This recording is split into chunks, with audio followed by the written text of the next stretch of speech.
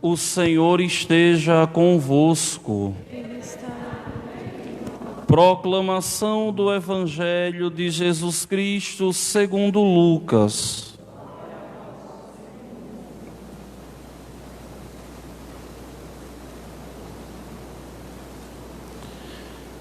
Naquele tempo, os publicanos e pecadores aproximavam-se de Jesus para o escutar.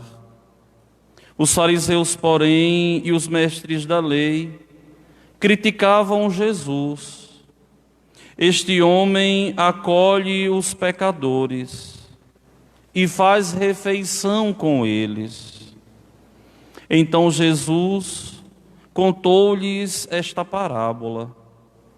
Se um de vós tem 100 ovelhas e perde uma, não deixa as 99 no deserto e vai atrás daquela que se perdeu até encontrá-la? Quando a encontra, coloca-a nos ombros com alegria e, chegando à casa, reúne os amigos e vizinhos e diz: alegrai-vos comigo, encontrei a minha ovelha que estava perdida. Eu vos digo, assim, haverá no céu mais alegria por um só pecador que se converte, do que por 99 justos que não precisam de conversão. E se uma mulher tem 10 moedas de prata e perde uma, não acende uma lâmpada, varre a casa e a procura cuidadosamente até encontrá-la?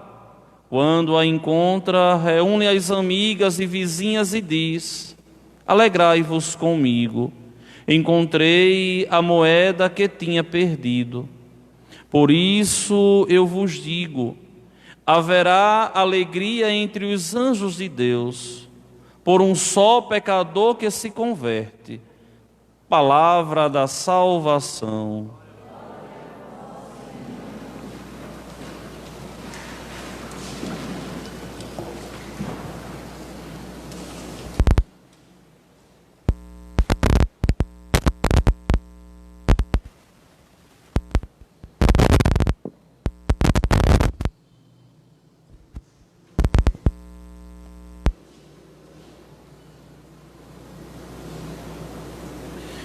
Meus amados irmãos e minhas irmãs, nós estamos no capítulo 15 do Evangelho segundo São Lucas. Um texto de 3 parábolas que fala de conversão.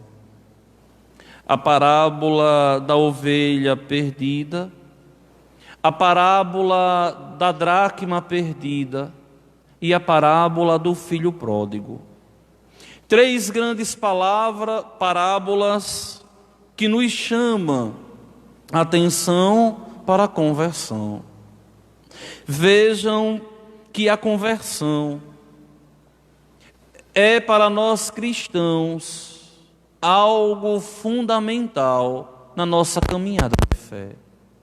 Se converter deve ser a busca sincera todos os dias das nossas vidas. Quando eu busco a conversão, eu estou sendo de Deus.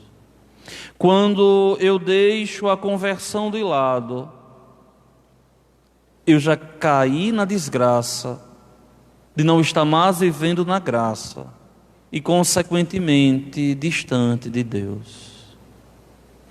Só que muitas vezes as pessoas, elas têm um péssimo hábito de interpretar a conversão como tolhimento de liberdade.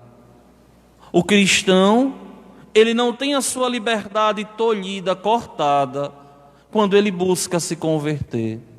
Por outro modo, a conversão do cristão vai torná-lo livre e não escravo das suas paixões, escravo dos seus pecados, vivendo nos braços de Satanás. É preciso, meus queridos, que nós nos convertamos. É preciso de verdade que exista esse desejo de todos os dias sermos mais de Deus. Eu não sei vocês, mas graças a Deus, como padre, eu já acordei vários dias da minha vida com vontade de rezar muito, muito mais do que o normal. E, graças a Deus, nesse tempo de pandemia, foi um tempo muito profundo, para que eu pudesse crescer muito na amizade com Deus. Enquanto muitos de vocês podem, por exemplo, olhar esse ano de 2020 como um ano perdido para muita gente. Eu, particularmente como padre, eu olho esse ano de 2020 como uma grande oportunidade que Deus me deu para rezar muito mais. Por que digo isso?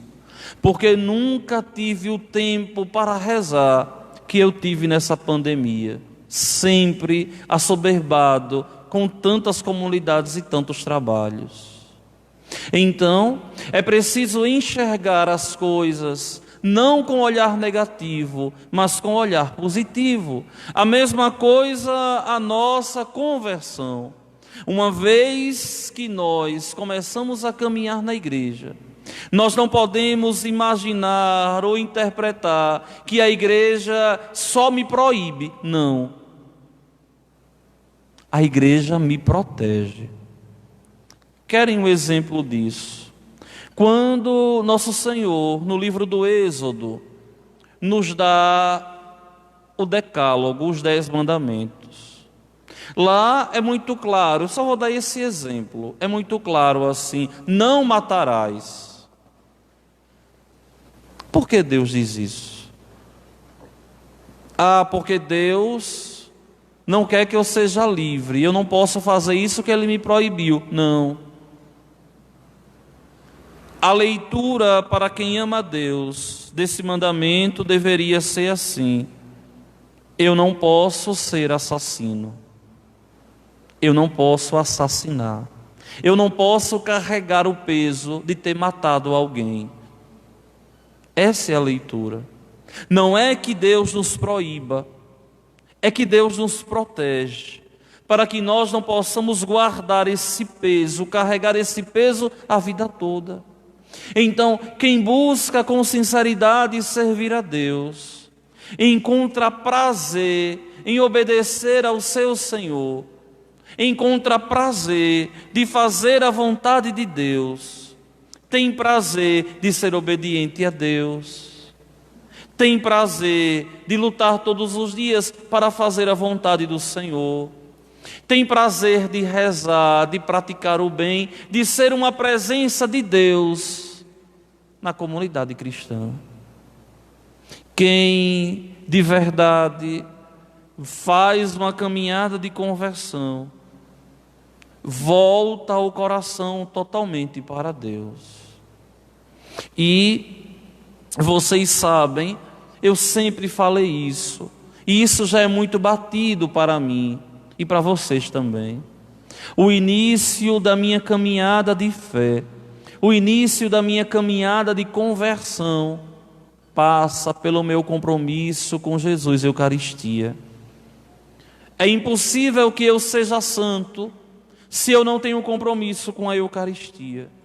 É impossível que eu me converta se eu não tenho compromisso com a Santa Missa. É mentira se eu digo que amo a Deus, se eu troco a missa por qualquer coisa. Eu sou um mentiroso se eu digo que tenho fé e não venho à Santa Missa adorar nosso Senhor. Porque com aquilo que é sagrado, nós não podemos brincar. E quando eu digo aquilo que é sagrado, não é só os mistérios que nós celebramos no altar, a Eucaristia, não. Quando eu falo nos mistérios sagrados, quando eu falo naquilo que é sagrado, eu falo em mim e em você também, porque somos sagrados. Existe dentro de nós esse princípio divino que nos faz viver e estar e permanecer em Deus todos os dias das nossas vidas. Olha, minha gente, esse serviço a Deus, esse prazer de servir a Deus, é como uma menina quando se apaixona por um rapaz. Ela só pensa no rapaz. Antigamente, não sei, hoje em dia, escrevia uma cartinha de amor, um coraçãozinho, passava até batom na boca e beijava o papel, não é? As mulheres tinham essas coisas. Eu não sei se, não é? Pelo menos na minha região tinha muito isso, não é? A mulher, a menininha apaixonadinha. Então a menina fica meio que abobadinha, olhando, admirando. O cristão, quando serve a Deus de todo o coração, ele fica assim também. Ele fica meio que abobado com os mistérios sagrados. Ele fica totalmente feliz de servir ao Senhor, de se encontrar com o seu Senhor. E o momento da missa, o momento do encontro com Deus é uma grande alegria. Eu vou estar diante do meu Deus. Mas para isso é preciso que exista uma preparação no meu coração. É preciso que eu me prepare, é preciso que eu tenha uma vida de intimidade com Deus, que eu o considere o meu grande amor, que eu o considere o meu grande amado, que eu considere de verdade esse amigo que me preenche, que me orienta, que me protege e que verdadeiramente me ama. Se eu não faço essa experiência, eu sou incapaz de me converter, porque a conversão vai ser uma coisa chata, a conversão vai ser uma coisa antipática, eu não vou ter forças para me converter. A conversão do cristão é a disposição de um coração apaixonado, que busca agradar, que busca amar, que busca verdadeiramente zelar. Oh, meus irmãos, é tão gostoso servir a Deus.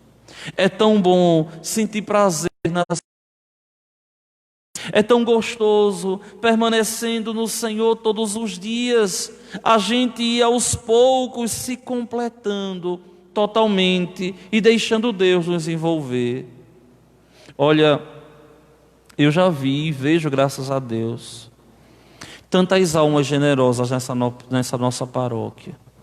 Mas tantas pessoas que levam de verdade e a sério nosso Senhor Jesus Cristo, que enfrentam com dignidade as dificuldades, que lutam todos os dias para permanecer em Deus.